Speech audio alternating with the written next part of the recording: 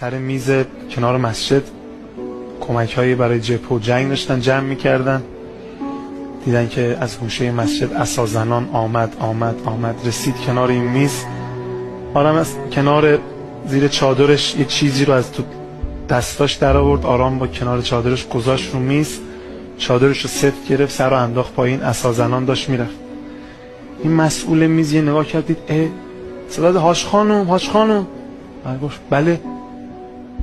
گفت حاج خانم 4 تا علمگو طلا دادی. برگرد یا رسید برات بدم، کجا میری؟ یه لبخندی زد، گفت که عزیز دلم 4 تا پسر خوشقد و بالا داشتم، برای این انقلاب دادم، رسید نگرفتم. برای 4 تا علمگو طلا می‌خوای ما رسید بدی. این یعنی ما ملت ما. و ما ملت شهادتی، ما ملت امام حسینی.